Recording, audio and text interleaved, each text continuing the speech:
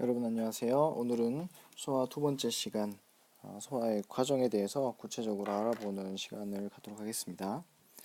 어, 오늘 배울 내용은 소화는 어떻게 일어날까? 첫 번째, 소화가 필요한 이유를 설명할 수 있다. 소화가 필요한 이유를 설명할 수 있다. 두 번째, 기계적 소화와 화학적 소화의 차이점을 설명할 수 있다. 그 다음에 우리 몸의 소화기관의 종류와 기능을 설명할 수 있다.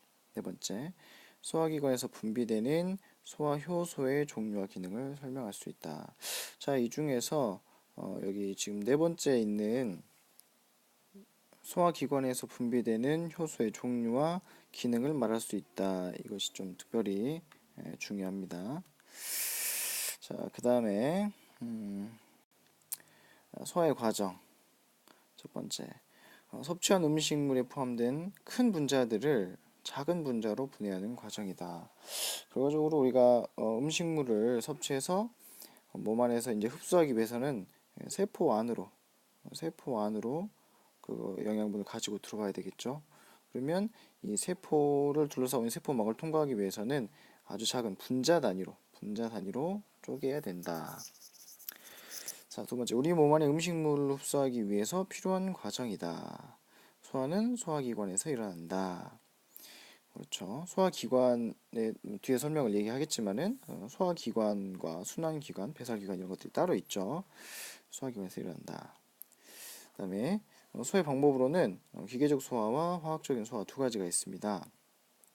그리고 또 기계적인 소화에서는 꿈틀 운동과 분절 운동이라는 것이 있는데요. 봅시다. 기계적인 소화는 물리적인 힘을 가하여 음식물을 잘게 부수거나, 그러니까 우리가 입에서 일어나는 이를 사용해서 하는 소화가 되겠죠. 그 다음에 두 번째, 음식물과 소화액을 잘 섞어서 소화가 일어나게 하는 과정. 어, 자, 위에서 보면은 위가 움직이죠. 여기 지금 위에서 꿈틀 운동을 하고 있는데 위가 움직이면서 음식물과 소화 효소가 잘 섞이도록 이렇게 섞어주는 역할을 합니다. 이것도 이제 기계적인 소화인데 뭔가 이렇게 직접 움직이고 물리적인 어떤 힘이 가해지고 이런 것들은 다 기계적인 소화입니다. 그래서 예로는 위장의 꿈틀 운동과 분절 운동 등이 있다. 꿈틀 운동은 보면 지금 여기 이쪽에 수축을 하고 이완하고 또 수축하고 이완하면서 지금 여기 있는 음식물들이 이동을 하고 있죠. 그래서 꿈틀 운동 결과 음식물이 이동을 하게 되고 분절 운동은 자 지금은 이 부분이 이완돼 있는데 수축해 있죠. 다시 이완을 하면서 음식물들이 여기 있는 것과 여기 있는 음식물들이 서로 섞이게 됩니다. 그래서 하는 역할이 조금은 다르죠. 그다음에 화학적인 방법. 소화 효소가 작용을 한다. 화학적인 방법은 힘을 작용하는 게 아니고 소화 효소가 작용해서 분해를 하는 방법입니다. 그래서 어, 소화 효소가 화학적으로 영양분을 화학적으로 분해하여 다른 물질로 변화시키는 과정이다. 이 그림에 잘 나와 있죠. 원래는 이 영양소라는 것은 영양소를 구성하는 여러 개의 원자 또는 분자가 이어진 구조를 가지고 있습니다. 근데 이 소화 효소가 이걸 잘게 잘라 가지고 세포막을 통과할 수 있도록 해주는 것이죠. 자, 각 소화기관의 소화샘에서 소화효소가 분비된다. 각 소화기관에서 분비되는 소화효소가 각각 다릅니다. 그래서 그것들을 뒤에서 또 설명을 하겠습니다. 그다음에 각 소화기관에 서로 다른 소화효소 분비된다. 각 소화효소는 특정 영양소만을 분해하는 특징이 있다. 탄수화물을 분해하는 소화효소, 단백질을 분해하는 소화효소, 그다음에 지방을 분해하는 소화 요소가 각각 다릅니다. 그래서 필요한 소화 요소가 자, 우리 몸의 소화 기관, 주 소화 기관과 보조 소화 기관이 있습니다. 주 소화 기관과 보조 소화 기관. 무슨 차이냐? 주 소화 기관은 실제 음식이 지나가는 통로입니다. 음식의 통로다. 보조 소화 기관은 뭐냐? 간, 쓸개, 이자 이곳으로는 음식물이 지나가지 않죠. 그러면 이 기관들은 어떤 역할을 하냐? 대표적인 소화 효소를 소화 효소를 만들거나 또는 보관하는 그런 장소입니다.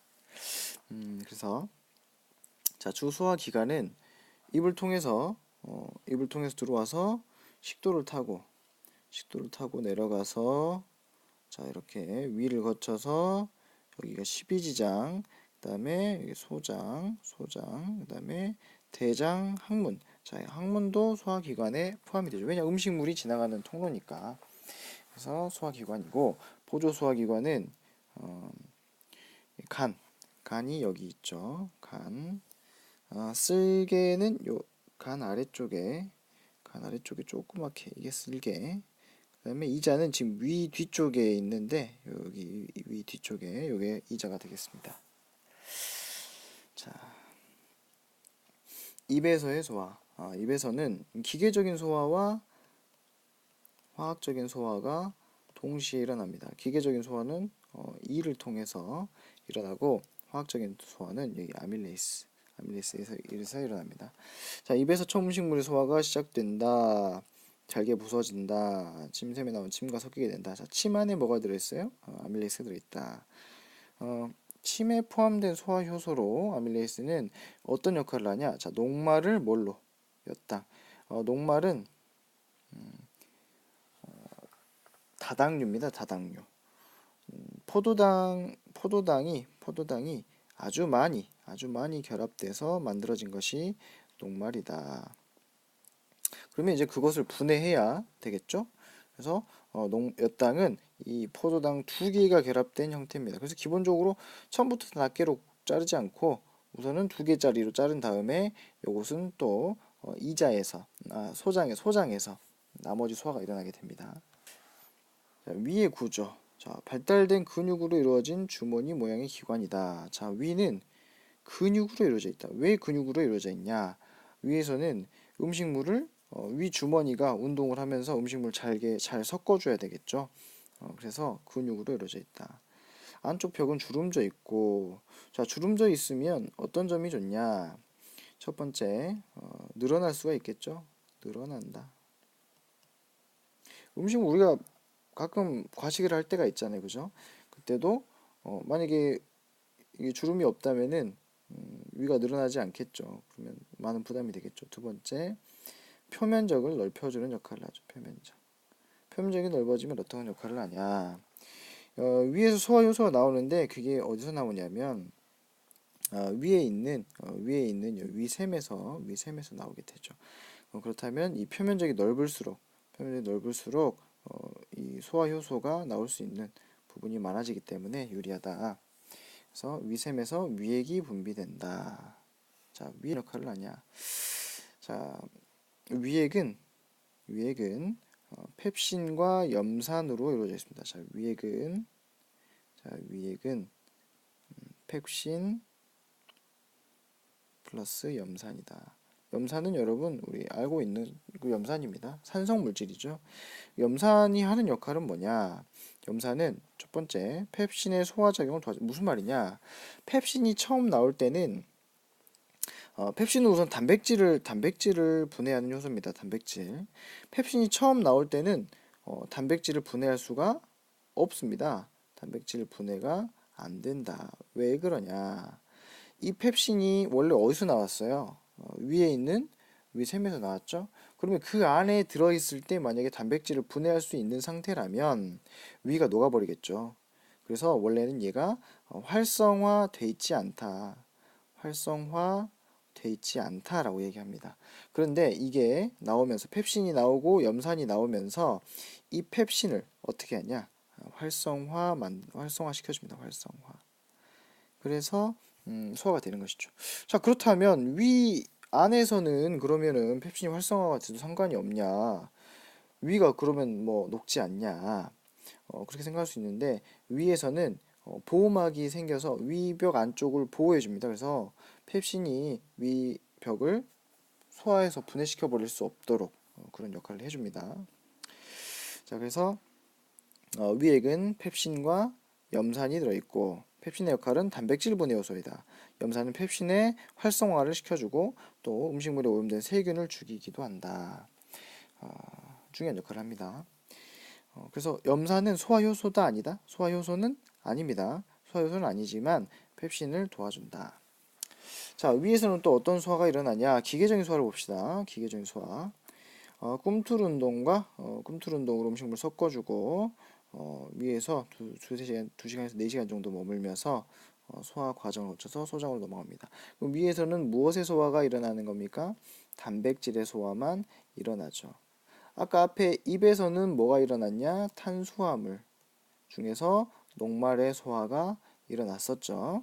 그럼 아직 지금 한 번도 소화되지 않은 것은 지방은 늦게 소화가 되는데, 자, 이제 위에서 소장으로 넘어갔습니다. 소장으로 넘어갈 때 이제 소장으로 가는 과정 중에 십이지장이 있죠. 십이지장. 장에서의 소화작용은 소장에서 분비된 장액의 소화효소와 십이지장에서 분비된 이자액의 소화효소에 의해 진행된다. 자, 십이지장은 그 가느다란 그냥 관입니다. 관. 12지장은 손가락 12마디 길이에 해당된다고 해서 12지장이고, 자, 이 관은 소화 효소가 나오는 곳입니다. 소화 효소를 만들지는 못하고 소화 효소가 그냥 분비가 되는 곳인데, 만들어지는 곳은 어디냐? 이자에서 만들어집니다. 이자에서 우리가 그 이자액이라고 하는 소화 효소가 만들어져 있다가 12지장으로 분비가 됩니다. 자, 이자액 안에는 뭐가 들어있냐? 이자액에는 탄수화물, 단백질, 지방을 모두 분해시킬 수 있는 소화 요소가 들어있죠. 이자에게 아주 중요합니다. 그래서 드디어 처음으로 지방이 분해가 되기 시작합니다. 그리고 아까 입에서 마저 분해되지 않았던 탄수화물, 그리고 위에서 다 분해되지 않았던 단백질의 소화도 계속 되게 되죠. 자, 그리고 이자액과 별도로 자, 장액도 소화 요소가 있는데, 장액은 최종 소화, 최종 소화를 진행하는 소화 효소입니다. 자, 앞에서 우리가 녹말을 예를 들면 몇 당으로 만들고 결과적으로 뭐가 돼야 됩니까? 포도당이 돼야 되죠. 자, 이렇게 소화라는 것은 순서대로 일어납니다. 왜 처음부터 녹말을 포도당으로 만들지 않을까? 그렇게 한다면 너무 시간이 오래 걸리고 어렵기 때문에 이것을 분업화하는 거죠. 공장에서 분업화 시켜서 할 때 효율이 높은 것처럼 분업을 합니다. 그래서 장액은 마지막으로 최종 소화를 진행을 시키는 곳이다. 자, 지금 보면은 소장에서 안쪽에서 장액이 분비된다. 장액에는 여러 가지 소화 요소가 있어서 탄수화물을 마지막 최종 산물인 포도당으로, 단백질을 마지막 산물인 아미노산으로, 지방은 마지막 산물인 지방산과 글리세롤로 분해된다. 자, 봅시다. 자, 녹말은 처음에 어디서 분해가 되기 시작했습니까? 그렇죠? 입에서 먼저 분해가 됐었죠.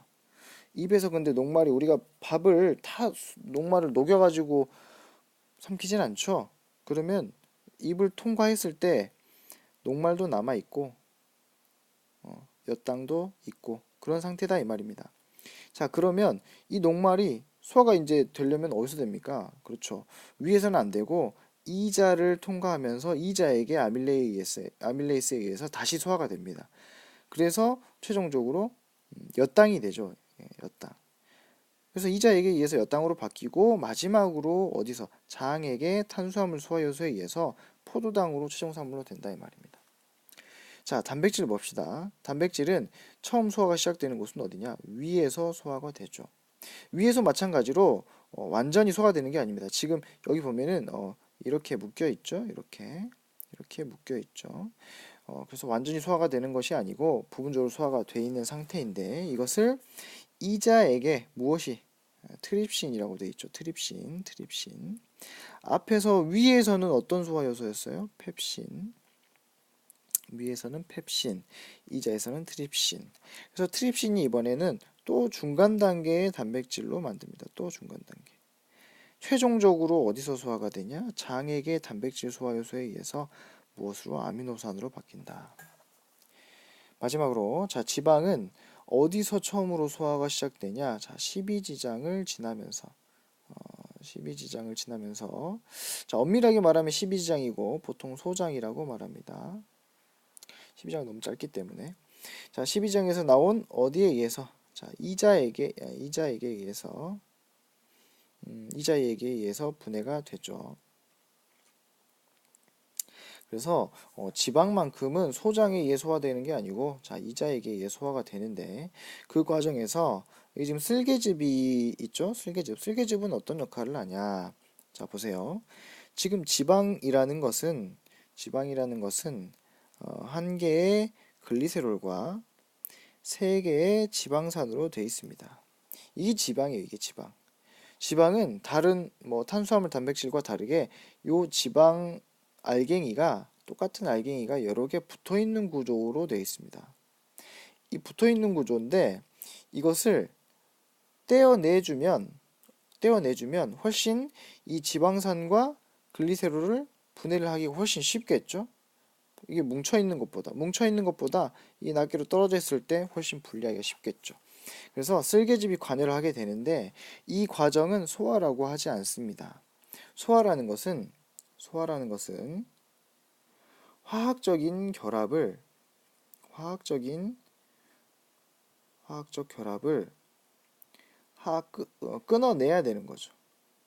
끊어내서 더 잘게 만드는 것인데 이 지방 같은 경우에는 이 결합이 화학적인 결합이 아니기 때문에 쓸개즙이 이걸 뜯어내는 것은 소화라고 하지 않습니다.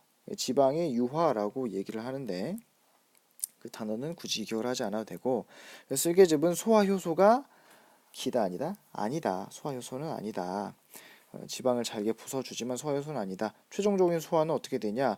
이자에게 라이페이스에 의해서 최초이자 최종 소화가 진행이 됩니다. 그래서 지방산과 글리세롤로 분해가 된다.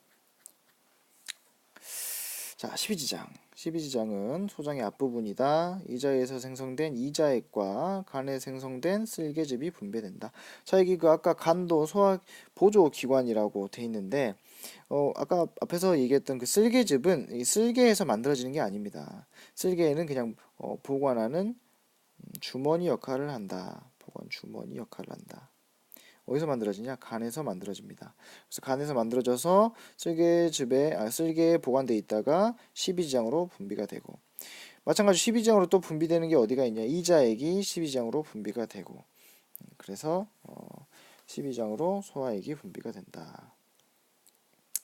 자, 이자액에는 아밀레이스, 트립신, 라이페이스가 있다. 아밀레이스는 아까 말했던 녹말 소화, 트립신은 단백질 소화, 자, 라이페이스는 지방 소화. 자, 그러니까 모든 영양분을 소화할 수 있는 소화 요소는 어떤 것이다? 이자액이다. 특히 지방 소화 요소는 이자에게만 있다. 자, 소화 요소를 가지고 있을 뿐만 아니라 또 무슨 역할을 하냐? 이 이자액은 염기성입니다. 그래서 아까 위에서 염산에 의해 산성화되어 있었죠, 음식물들이. 그래서 그거를 약한 염기성으로 변화시킨다. 그다음에 쓸개즙 소화 효소가 없으나 지방의 소화를 돕는다. 소화 효소가 아니다. 자, 여기까지 했습니다. 여러분, 지금 너무 많이 나와서 뭐가 헷갈리고 복잡할 수 있는데 교과서에 내용이 그 그림으로 잘 정리가 되어 있기 때문에 교과서를 보면서 잘 정리하고 이 과정을 순서에 맞게 그리고 각각의 소화 효소가 어떻게 작용하는지 기억을 해서 그것들이 순서대로 잘 맞게 그 과정들을 알고 있어야 되겠습니다. 이건 중요합니다. 자, 이것으로 두 번째 거꾸로 수업 영상 마치도록 하겠습니다.